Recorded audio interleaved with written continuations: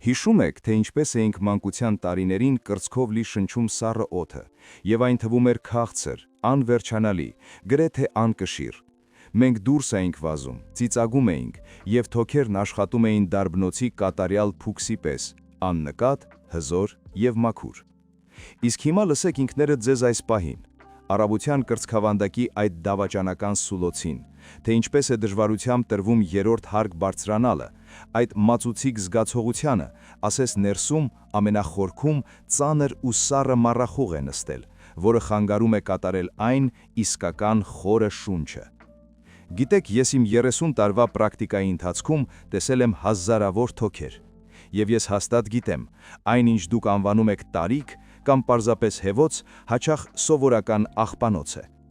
Աղբանոց բաղկացած լորձից, տոքսիններից եւ քայքայման արգասիքներից, որոնք ձեր թոքերը պարզապես ի վիճակի չեն ինքնուրույն դուրս մղել։ Այսօր մենք չենք խոսի դեղահաբերի մասին, որոնք մեկը բուժում են, իսկ մյուսը խեղում։ Մենք կխոսենք այն մասին, թե ինչպես վերադարձնել ձեր շնչառությանը նախաստեղծ մաքրությունը։ Ես քայլ առ քայլ կանցկացնեմ ձեզ մաքրման ճանապարհով։ Եվ այս զրույցի վերջում դուք կիմանաք մեկ գաղտնիք, մի փոքրիկ դետալ, որի մասին լռում են պոլիկլինիկաներում, բայց որը ոսկե բանալի է նրա համար, որպիսի ձեր բրոնխները մաքրվեն նույնիսկ 70 կամ 80 տարեկանում։ Առանց այդ գաղտնիքի մյուս բոլոր մեթոդները կաշխատեն միայն կիսով չափ։ Ուստի խնդրում եմ ձեզ, հետաձգեք գործերը, տեղավորվեք հարմարավետ, սա ձեր առողջության ժամանակն է։ Եվ եթե ձեր սրտին մոտ է այսպիսի մոտեցումը, եթե դուք գնահատում եք իսկական բժշկական փորձը, հավանեք այս տեսանյութը եւ բաժանորդագրվեք։ Այդպես ես կհասկանամ, որ մենք ձեզ հետ նույն ալիքի վրա ենք, եւ դուք բաց չեք թողնի գիտելիքների այն կարևոր հատիկները, որոնք ես հավաքել եմ տասնամյակներով։ Ինչու է սա կարևոր հենց հիմա, երբ դուք 50-ն անց եք։ Որովհետև թոքերը պարզապես ֆիլտր չեն, դա էներգիայի ձեր գլխավոր մարտկոցն է։ Եթե դրանք խցանված են լորձով, արյունը բավարար թթվածին չի ստանում, իսկ եթե արյունը դատարկ է, ապա եւ սիրտն է աշխատում գերբեռնվածությամբ, եւ ուղեղն է բթանում, եւ հոդերն են սկսում ցավել։ Դուք հոգնածություն եք զգում ոչ թե այն պատճառով, որ ծերանում եք, այլ որովհետև բառացիորեն շնչահեղուց եք լինում բջջային մակարդակում։ Եվ ամենավտանգավորը այդ թաքնի խորխն է, այն սոսնձի կպած պատում է ալվեոլները, դառնում բակտերիաների բույն եւ աստիճանաբար կենթանի հյուսվածքը վերածում անպետք սպունգի։ Մտածել եք, ինչու որոշ մարդիկ 70 տարեկանում երգում են երգախմբում եւ գնում արշավների, իսկ մյուսները չեն կարողանում հասնել խանութ առանց ինհալյատորի։ Բանը միայն գենետիկան չէ, բանը սեփական ներքին ծառի, բրոնխիալ ծառի խնամքի մշակույթի մեջ է։ Ես հաճախ եմ հիշում իմ պացիենտին, Արամ Պետրոսին։ Ամուր տղամարդ էր, նախկին ինժեներ, եկավ ինձ մոտ գանգատով, բժիշկ, քնում եմ նստած, շնչահեղուց եմ լինում, հասս այնպիսին է, որ կողս օկրերս ճաքում են։ Նա կարծում էր, որ սա վերջն է, բայց պարզվեց տարիներ կուտակած բեռ էր, որը մենք սկսեցինք քանդել շերտ առ շերտ։ Եվ այսօր ես ձեզ կսովորեցնեմ անել նույնը։ Ասեք ինձ ազնվորեն, դուք չէ որ զգում եք, որ ձեր շնչառությունը կարճացել է, որ դուք կարծես օգտագործում եք միայն կրծքավանդակի վերին հատվածը, իսկ պորը ու թոքերի ստորին հատվածները կարացել են, իրենց մեջ պահելով այդ լճացած լորձը։ Եթե այո, ուրեմն դուք ժամանակին եք բացել այս տեսանյութը։ Մենք կսկսենք ամենապարզ, բայց հիմնարար գործընթացից, որը կսկսի ձեր օրգանիզմից ամեն ավելորդի տարհանուցը։ Չէ որ տեղ ազատենք մաքուր օդի համար ոչ մի վիտամին չի օգնի։ Նախքան առաջին փուլին անցնելը, ես ուզում եմ հարցնել ձեզ, պատրաստ եք արդյոք տրամադրել ձեզ ընդամենը օրական 10 րոպե, որպիսի մեկ շաբաթ անց արթնանաք առանց կողթրում այդ ձգվող գնդի։ Եթե պատրաստ եք, եկեք սկսենք մեր ճանապարհը։ Եվ հիշեք, յուրաքանչյուր քայլ կարևոր է, որովհետև դրանք միահյուսվում են միասնական համակարգի, որը ի վերջո մեզ կհասցնի թոքերի երկարակեցության այդ գլխավոր գաղտնիքին։ Առաջինը ինչ պետք է հասկանանք, լորձը ոչինչից չի առաջանում, այն արդյունք է նրա, ինչ մենք դնում ենք մեր մեջ եւ ինչպես ենք դա վերամշակում, եւ սկսել ստիպված կլինենք ամենաանսպասելի տեղից, որն ուղղակիորեն կապված է ձեր բրոնխների հետ։ Դուք կզարմանաք, բայց ճանապարհը դեպի մաքուր թոքեր սկսվում է ոչ թե ինհալացիաներից, այլ ձեր ճաշասեղանից։ Բժշկության մեջ կա այսպիսի հասկացություն՝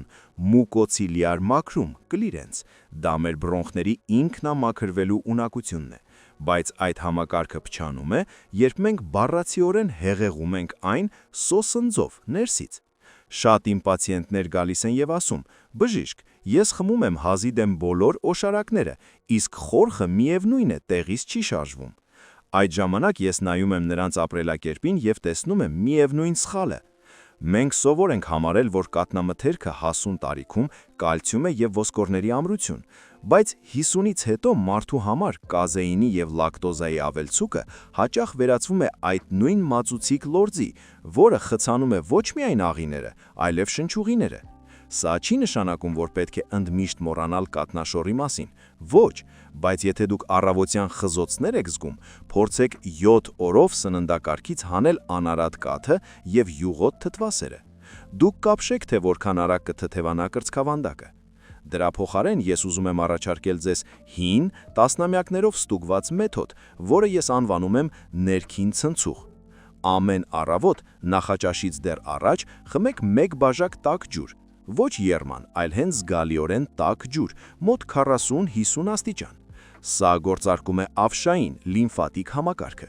իսկ ավիշն ու թոքերը հաղորդական անոթներ են։ Երբ ավիշն ազատ է հոսում, բրոնքներում խորխը նոսրանում է եւ դուրս գալիս ինքնուրույն, առանց տանջալից հազի, որը պատռում է կուրծքը։ Հիշեք, ինչպես է աշխատում տան հին ռադիատորը։ Եթե նրա մեջ կեղտոտ ջուր է լճացել, այն չի տաքացնի։ Այդպես էլ ձեր թոքերը։ Մեզ պետք է նոսրացնել այդ լճացումը, եւ այստեղ բեմ է դուրս գալիս իմ սիրելի բնական խոզանակը, սովորական կոճապղբեղի արմատը կամ քուրքումը։ Այս բույսերը պարունակում են նյութեր, որոնք բառացիորեն քայքայում են լորձի սպիտակուցային կապերը։ Պատմեմ ձեզ մի դեպք։ Ինձ մոտ կար մի պացիենտ, Անահիտ Սարգսյանը, թոշակառու ուսուցչի։ Հազը նրան տանջում էր տարիներով, հատկապես գիշերները։ Նա փորձել էր ամեն ինչ։ Ես առաջարկեցի նրան պարզագույն ծես, երեկոյան թրմել կոճապղբեղի բարակ շերտ եւ ավելացնել այնտեղ 1 պտունց սև պղպեղ։ Պղպեղը այստեղ պետք է նրա համար, որպիսի բացի անոթները եւ թույլ տա օգտակար նյութերին հասնել մինչեւ ամենամանր բրոնխիոլները։ 2 շաբաթ անց նա եկավ ինձ մոտ արցունքները աչքերին։ Ես 5 տարվա մեջ առաջին անգամ ամբողջ գիշեր քնել եմ չարթնանալով շնչահեղությունից։ Սա կախարդանք չէ, սա փուր բիոլոգիա է։ Մենք պարզապես հանեցինք բորբոքումը եւ օրգանիզմին տվեցինք ռեսուրս մաքրվելու համար։ Փորձեք վաղը կատարել մի փոքրիկ վարժություն։ Նախաճաշի ժամանակ հրաժարվեք սպիտակ հացից եւ շաքարից։ Շաքարը լավագույն կերն է բակտերիաների համար, որոնք ապրում են ձեր խորքի մեջ։ Փոխարինելով այն 1 գթալ կիտրոնով տաք ջրով, դուք փոխում եք արյան թթվայնությունը, դարձնելով այն ավելի հոսուն։ Իսկ հոսուն արյունը գրավականն է այն նրա, որ ձեր թոքերը կսկսեն շնչել բջջային մակարդակով։ Բայց սնունդը միայն հիմքն է։ Գիտեք, թե ինչն է ինձ ամենից շատ տխրացնում ժամանակակից բժշկության մեջ։ Այն, որ մենք մոռացել ենք մեխանիկան։ Թոքերը իրենց հիմքում մկանային օրգան են։ Ավելի ճիշտ, դրանք կախված են մկաններից, որոնք շրջապատում են դրանք, եւ եթե այդ մկանները սեղմված են, եթե ստոցանին, մեր գլխավոր շնչառական մկանը վերածվել է կոշտ նրբաբլիթքի, ոչ մի դիետա դուրս չի մղի լորձը ստորին հատվածներից։ Շատերը կարծում են, որ շնչառությունը պարզապես ներշունչ եւ արտաշունչ է։ Իրականում սա բարդագույն պոմպ է։ Եվ եթե այդ պոմպը ժանգոտել է, լորձը կուտակվում է ամենաներքևում, ձեր թոքերի նկուղում։ Հենց այնտեղ են սկսվում ամենավտանգավոր լճացման գործընթացները, որոնք ավագ սերնդի մարդկանց մոտ հաճախ վերածվում են ձգձգվող թոքաբորբերի։ Հիմա ես կմոտեցնեմ ձեզ նրան, թե ինչպես գործարկել այդ պոմպը ձեռքով։ Մենք կանցնենք այն մեթոդին, որը թույլ է տալիս բառացիորեն դուրս քամել լճացած խորխը, օգտագործելով միայն ձեր սեփական մարմնի ուժը եւ երկրի ձգողականությունը։ Սա այն է, ինչ հին դպրոցի բժիշկներն անվանում էին դիրքային դրենաժ։ Բայց ես հարմարեցրել եմ այնպես, որ դուք կարողանաք անել դա տանը, հարմարավետ բազկաթոռին, առանց որևէ բարդ հարմարանքների։ Եվ հենց այս անցումը սննդից դեպի ֆիզիկական մաքրում կդառնա մեր հաջորդ աստիճանը։ Չէ՞ որ երբ մենք նոսրացրինք լորձը ներսից ճիշտ մթերքների օգնությամբ, այն պետք է ֆիզիկապես տարհանել դեպի դուրս։ Իսկ այնուհետև ես ցույց կտամ ձեզ մի տեխնիկա, որը կողքից ծիծաղելի է թվում, բայց կյանքեր է փրկում նաև նրանց, ովքեր արդեն հուսահատվել են լիաթոք շնչել։ Դուք երբևէ մտածել եք, ինչու են թոքերի լճացումը անվանում ճահիճ։ Կանգնած ջրում միշտ տիղմ է գոյանում։ Նույնը տեղի է ունենում ձեր թոքերի ստորին բլթակներում։ Եթե դուք շնչում եք մակերեսորեն, միայն ուսերով, լորձն այնտեղ կուտակվում է ամիսներով, դառնալով թանձր և ծանր։ Օրգանիզմը պարզապես չի կարող բարձրացնել այն վեր, ձգողականության ուժին հակառակ։ Եվ այստեղ մեզ օգնության է հասնում հին ու բարի ֆիզիկան։ Հիվանդանոցներում, որտեղ ես աշխատում էի երիտասարդ տարիներին, մենք օգտագործում էինք պոստուրալ դրենաժի մեթոդը։ Բարդ է հնչում, բայց գործնականում սա երկրի ուժի օգտագործումն է հանում ձեր բրոնքների փրկության։ Պատկերացրեք թանձր օշարակով շիշ։ Եթե այն ուղիղ է կանգնած, օշարակը հատակին է։ Որպեսզի այն հանենք, շիշը պետք է թեքել։ Ձեր մարմինը նույն շիշն է։ Ահա ձեր առաջադրանքը վաղվա և առաջիկա 7 օրերի համար։ Առավոտյան, երբ խորխը ամենաթանձրն է, պառկեք մահճակալին այնպես, որ ձեր կրծքավանդակը և գլուխը գտնվեն կոնքի մակարդակից մի փոքր ցածր։ Բավական է պարզապես հեռացնել բարձը և դնել այն ազդայրի տակ։ Այս դիրքում, գլխի վեր, ձգողականության ուժի ազդեցության տակ, լորձը սկսում է դանդաղ հոսել բրոնքների ստորին հատվածներից դեպի ելքը, դեպի կոկորդը։ Մնացեք այս դիրքում ընդամենը 5-7 րոպե։ Դուք կզգաք, թե ինչպես է ինչ-որտեղ խորքում սկսվում շարժում։ Դա սարսափելի չէ, դա երկար սպասված ազատագրությունն է, բայց պարզապես պառկելը քիչ է։ Պետք է օգնել օրգանիզմին պոկել այդ նստվածքը բրոնխների պատերից։ Եվ այստեղ ես կսովորեցնեմ ձեզ մի հմտություն, որը մենք անվանում ենք շնչառություն ձողիկի միջոցով։ Վերցրեք ջրով սովորական բաժակ և բարիք ձողիտ։ Կատարեք խորը ներշունչ քթով, իսկ արտաշունչը ձողիկով ջրի մեջ, այնպես, որ պղպջակներ գնան։ Ջրի դիմադրությունը ձեր թոքերի ներսում ստեղծում է ավելցուրց ճնշում։ Այդ ճնշումը մեղմորեն բացում է սոսնձված ալվեոլները և բառացիորեն քամում է լորձը պատերից, սպունգի պես։ Ես հիշում էի իմ պացիենտներից մեկին, Միքայել Գրիգորյանին, նախկինում երդվյաց ծխող։ Նա հազում էր այնպես, որ ամառանոցի հարևաններն արթնանում էին։ Նա չէր հավատում այդ բլթբծտուցներին, ծիծաղում էր. «Բժիշկ, ես ինչ է փոքր երեխա եմ, որ ջրում փչեմ»։ Բայց մեկ շաբաթ անց այդ մանկապարտեզից հետո նա 10 տարվա մեջ առաջին անգամ թքեց հսկայական մոխրականաչավեն գունդ և զգաց, որ կրծքում թեթևացել և դատարկվել է։ Նա եկավ ինձ մոտ լայն բացված աչքերով։ Նա ասաց, ես կարծես նորից ծնվեց։ Ես չգիտեի, որ օդը կարող է լինել այդքան խորը։ Այս վարժությունը ձեր ապահովագրությունն է բորբոքումներից։ Երբ դուք արտաշնչման ժամանակ դիմադրություն եք ստեղծում, դուք մարզում եք բրոնխների հարթ մկանունքը։ Դրանք դառնում են արաձգվան, ինչպես երիտասարդ տարիքում։ Եվ սա շատ կարևոր է հենց հիմա, երբ հյուսվածքները տարիքի հետ հակված են առաձգականության կորստի։ Մենք ոչ թե պարզապես մաքրում ենք, մենք վերադարձնում ենք օրգանին նրա օրինական ուժը։ Փորձեք անել սա ընդամենը 5-10 րոպե օրական։ Սա փող չի պահանջում, դեղատոմս չի պահանջում, պահանջվում է միայն ձեր սերը ձեր հանդեպ և մի կաթիլ կարգապահություն։ Եվ մի վախեցեք, եթե դրանից հետո սկսեք ավելի ուժեղ հազալ։ Դա լավ մաքրող հազ է։ Դա նշան է, որ աղբը դուրս է գալիս։ Բայց գիտեք, թե որն է ամենազարմանալին։ Մաքրելով թոքերը մենք անխուսափելիորեն բախվում ենք այն բանին, որ մեր շնչառությունը սերտորեն կապված է մեր էմոցիաների և նյարդային համակարգի հետ։ Լորձը հաճախ պահպանվում է այնտեղ, որտեղ կա սպազմ, իսկ սպազմը ծնվում է տագնապից և կրծքային դոդոշի հավերժատան լարվածությունից։ Ուստի հաջորդ քայլով մենք կնայենք ավելի խորը։ Մենք կհասկանանք, թե ինչպես թուլացնել այն անտեսանելի բրոնխիալ օղակը, որը սեղմում է մեզ ներսից և թույլ չի տալիս դուրս մղել ավելորդը։ Եվ որ բնական բաղադրիչը կօգնի մեզ անել դա մեղմ և աննկատ, մինչ մենք քնած ենք։ Դուք երբևէ նկատել եք, ինչպես է սեղմվում ձեր կուրծքը, երբ դուք հուզվում եք կամ վատ լուրեր եք լսում։ Սա պարզապես նյարդեր չեն, սա բրոնքների հարթ մկանունքի իրական ֆիզիկական սպազմ է։ Բժշկության մեջ մենք գիտենք, երբ մարդը գտնվում է մշտական լարվածության մեջ, նրան շնչուղիները նեղանում են, լայն մայրուղիներից վերածվելով նեղ արահետների։ Եվ ահա այդ նեղ արահետներով լորձի համար դուրս պրծնելը գործնականում անհնար է, այն խցանվում է, խտանում և սկսում նեխել։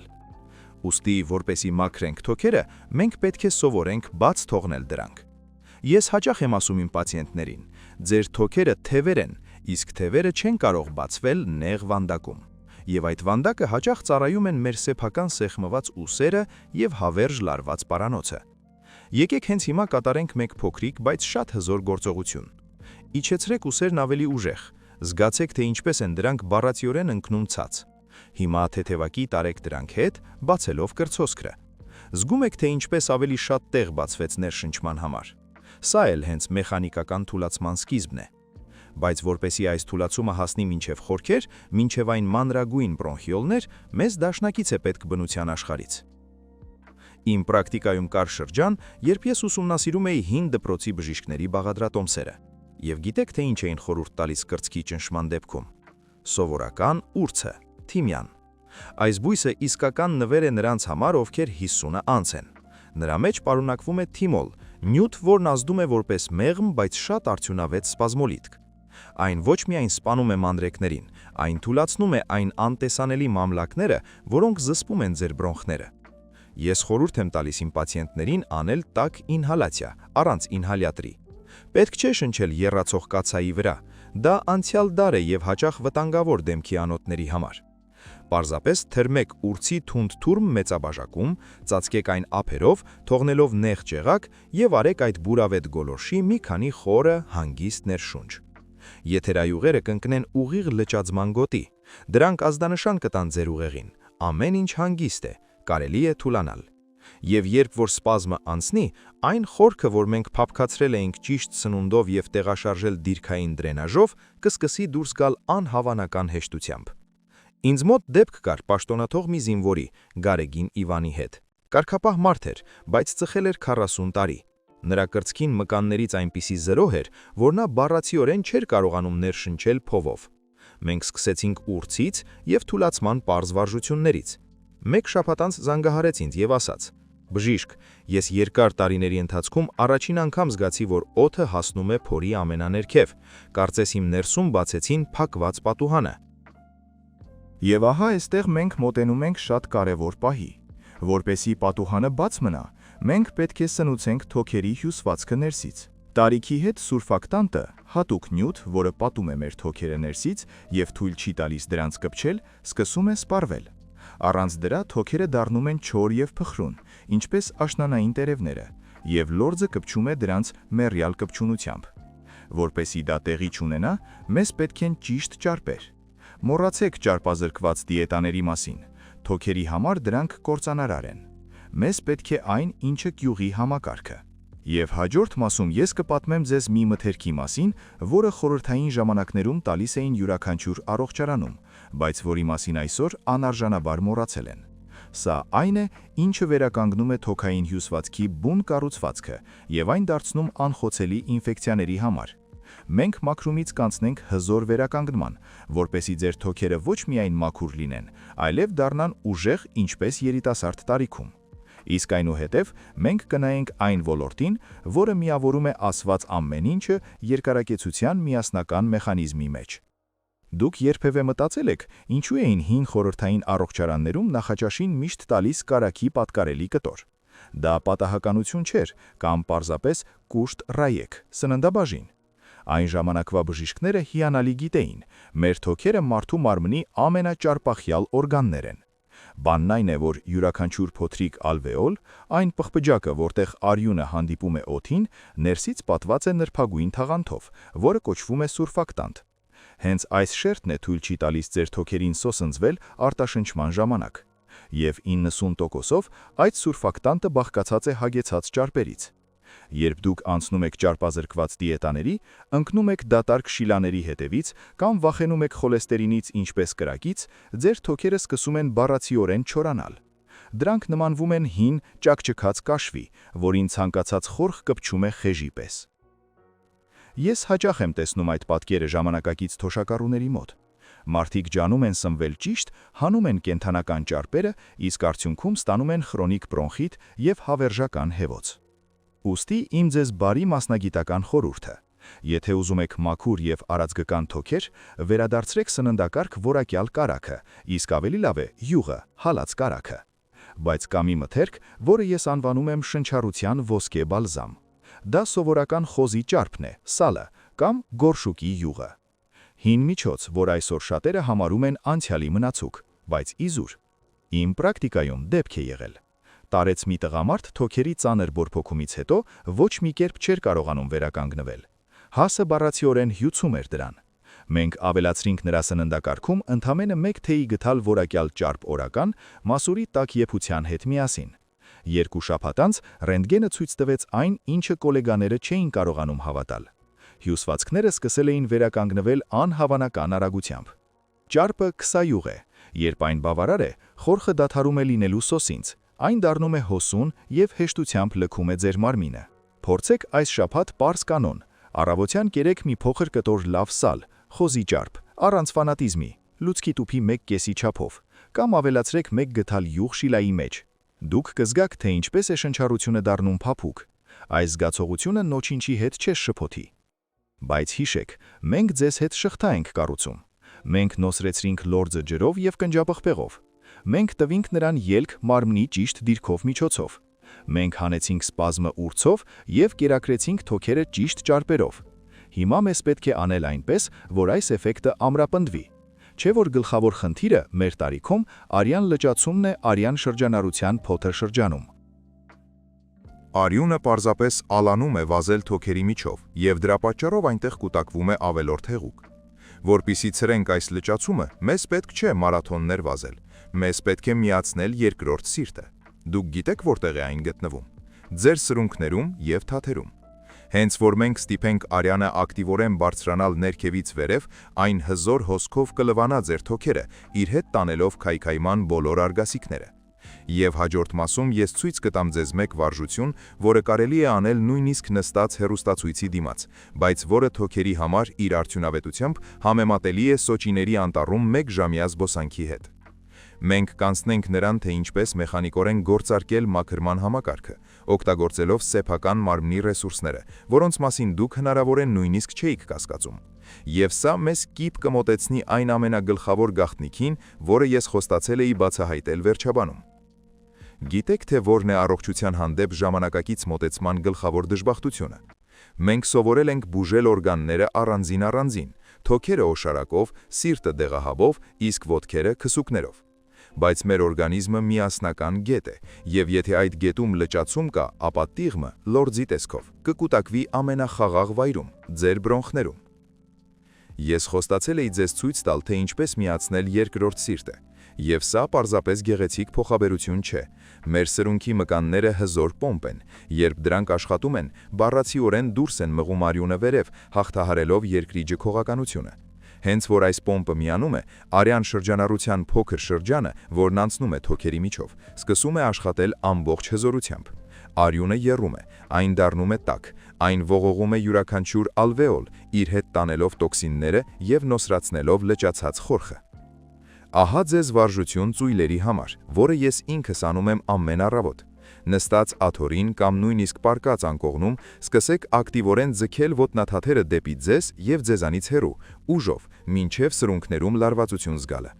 Արեք այսպես 30-40 անգամ։ Դուք կզգաք, թե ինչպես ոտքերով ջերմություն բարձրացավ։ Այդ ջերմությունը ձեր արյունն է, որը սլացավ վերև։ Իսկ հիմա ամենակարևորը՝ միացրեք այս շարժումը շնչառության հետ։ Ներշնչելիս թաթերը դեպի ձեզ, արտաշնչելիս ձեզանից հեռու։ Ես սա անվանում եմ թոքային մխոց։ Իմ պրակտիկայում մի զարմանալի մարդ կար, Արտաշես Լևոնի։ Իր 75 տարեկանում նա տառապում էր ծանր հեվոցով, գրեթե դուրս չէր գալիս տանից։ Մենք սկսեցինք թաթերի եւ շնչառության այս պարզ վարժությունից։ 1 ամս անց ես եկավ ինձ մոտ եւ ասաց. «Բժիշկ, ես ոչ միայն դադարեցել եմ հազել, ես զգում եմ, որ կրծքիս մեջ շարժիչ է հայտնվել»։ Մենք ցրեցինք լճացումը, որը կուտակվում էր տարիներով։ Մենք պարզապես արյանը հնարավորություն տվեցինք անել իր գործը, մաքրել եւ սնուցել։ Եվ այստեղ մենք մոտենում ենք շատ նուրբ մահի։ Մաքրումը մեկ անգամյա ակցիա չէ, սա ռիթմ է։ Ձեր թոքերը սիրում են ռիթմ, դրանք ընդարձակվում եւ սեղմվում են օրական հազարավոր անգամներ։ բայց եթե այդ ռիթմը խախտված է իրար անցում կամ ընդհակառակը լիական անշարժությամբ, լորձը կհաղթի։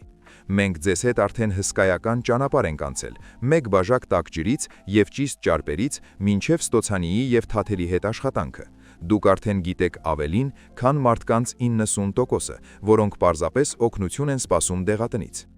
Բայց հիշեք, որ ես ամենասկզբում ասում էի, որ կա մեկ գաղտնիք, այն նույն ոսկե բանալին, առանց որի այս ամենը, ինչ մենք քննարկեցինք, ժամանակի ընթացքում կարող է իջիկ դառնալ։ Այս գաղտնիքը կապված է նրա հետ, թե ինչպես ենք մենք դա անում, այլ ինչպես ենք դա ավարտում։ Այն վերաբերում է մաքրման ամենավերջին փուլին, երբ թոքերը արդեն պատրաստ են տալ ամենավելորդը, բայց նրանց պետք է եզրափակիչ ազդակ։ Սա է այն, ինչը սովորական առողջացումը վերածում է ճշտի երկարակեցության, որը հասանելի է միայն նրանց, ովքեր հասկանում են խորը կապը իրենց մարմնի և շրջակա աշխարհի միջով։ Հաջորդ եզրափակիչ մասում ես կբացահայտեմ այդ գաղտնիքը։ Ես կտամ ձեզ այդ բոնուսային գիտելիքը, որը ձեզ համար կդառնա հին, հեվոցով լի կյանքին չվերադառնալու կետ։ Մենք կհավաքենք մեր խճանկարի բոլոր մասերը մեկ ամբողջական պատկերի մեջ, եւ ես խոստանում եմ, երբ դուք լսեք այս վերջին դրվագը, դուք բոլորովին այլ կերպ կնայեք ձեր հաջորդ ներշնչմանը։ Ահա մենք մոտեցանք ամենակարևորին, այն կետին, որտեղ մեր բոլոր ջանքերը միանում են մեկ հզոր արդյունքի մեջ։ Մենք ձեզ հետ մաքրեցինք սննդակարգը ավելորդ լորձից, արթնացրինք անոթները, սովորեցինք թուլացնել բրոնխները եւ կերակրել դրանք ճիշտ ճարպերով, բայց մնաց վերջին կողպեկը, որը պետք է բացել։ Գիտեք, թե ինչու է կայանում այն բժիշկների ոսկե բանալին, ովքեր իրենք ապնում են մինչև խոր ծերություն, սթափ մտքով եւ հստակ երիտասարդ շնչառությամբ։ Այն արտաշնչումը ճիշտ ավարտելու կարողության մեջ է։ Չափազանց պարզ է հնչում, ճիշտ է, բայց թույլ տվեք բացատրել մեխանիկան, որը հաճախ բաց են թողնում։ Տարիքի հետ մենք սկսում ենք կատարել միևնույն ճակատագրական սխալը։ Մենք ագահորեն ներշնչում ենք օդը, բայց վախենում կամ ալանում ենք այն տալ։ Մենք թոքերի խորքում թողնում ենք այսպես կոչված մնացորդային ծավալ։ Դա հին, օգտագործված օդն է, հագեցած ածխաթթվու գազով եւ քայքայման արգասիքներով։ Հենց այդ լճացած տարածքում, ինչպես լքված չոթափողվող նկուղում, կուտակվում է այդ նույն մածուցիկ խորխը, որը մենք փորձում ենք քշել։ Դուք չեք կարող լցնել մաքուր, թարմ ջուր բաժակի մեջ, որն արդեն կիսով չափ լցված է կեղտոտ հեղուկով։ Թոքերի վերջնական մաքրման ամենագլխավոր գաղտնիքը գիտակցված դադարն է լիակատար արտաշնչումից հետո։ Երբ դուք արտաշնչում եք ամեն ինչ մինչև վերջին կաթիլը եւ քարանում եք ընդամենը 3-5 վայրկյանով, ձեր բջիջներում տեղի է ունենում փոքրիկ հրաշք։ Ածխաթթվի կոնցենտրացիան ակնարդորեն բարձրանում է, եւ դա ծառայում է որպես հզորագույն ազդանշան ուղեղի համար, բացել բոլոր պահուստային ուղիները։ Ձեր բրոնխները առավելագույնս լայնանում են, որպեսզի ներս թողնեն կյանքի նոր չափաբաժին։ Այդ պահին լորձը բառացիորեն շերտազատվում է պատերից, որովհետև նրան այլևս ոչինչ չի պահում։ Ես հաճախ եմ հիշում իմ ուսուցչի, ծեր պրոֆեսորի խոսքերը, որ ասում էր. «Բժիշկ, մի սովորեցրու պացիենտին ներշնչել, կյանքն ինքը կստիպի նրան դա անել, սովորեցրու նրան տալ»։ Եթե դուք սովորեցնեք ձեզ ամեն առավոտ անել 5 այդպիսի գիտակցված լիակատար արտաշնչում, վերջում կարճ դադարով, դուք կտեսնեք, թե ինչպես մեկ ամիս անց ձեր դեմքը կթարմանա, իսկ սովորական հեվոցը կնահանջի, ասես այն չի էլ եղել։ Եկեք ամփոփենք մեր ճանապարհը, որպեսզի գիտելիքների այս շղթան ընդմիշտ մնա ձեզ հետ։ Մաքուր թոքերը հասուն տարիքում հաջողություն են եւ ոչ էլ գենետիկա։ Դա պարզ եւ հասկանալի համակարգ է։ Դա ջերմությունն է, առավոտյան մեկ բաժակ տաք ջրի տեսքով։ Դա ճիշտ ճարպն է, որպեսզի յուղենդ համակարգը ներսից։ Դա ձգողությունն է, որը օգնում է խորքին դուրս գալ։ Դա ձեր թաթերի շարժումն է, որը գործարկում է երկրորդ սիրտը։ Եվ վերջապես, դա լռությունն ու դատարկությունն է արտաշնչումից հետո։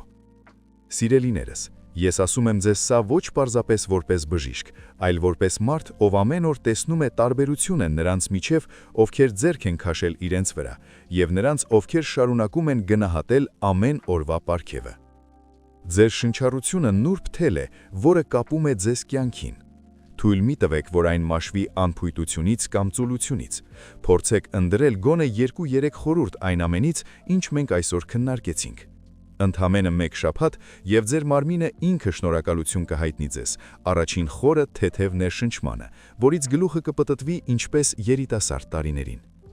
Եթե մեր այսօրվա զրույցը արձագանք գտավ ձեր սրտում, կիսվեք այս տեսանյութով մտերիմների հետ։ Թող մեր շուրջ լինեն ավելի շատ մարդիկ, ովքեր ազատ են շնչում։ Ես անկեղծորեն հավատում եմ ձեր իմաստությանը։ Հիշեք, 50, 60 եւ նույնիսկ 80 տարեկանում ձեր օրգանիզմը դեռ երազավն է ունակ հզորագույն նորոգման, եթե դուք տաք նրան գոնե 1 շանս։ Խնայեք ձեզ, լսեք ձեր մարմինը եւ շնչեք լիաթոք։ Մենք դեռ անպայման կհանդիպենք։ Իսկ հիմա պարզապես արտաշնչեք մինչև ամենավերջ եւ զգաք այդ օրնյալ մաքրությունը ձեր ներսում։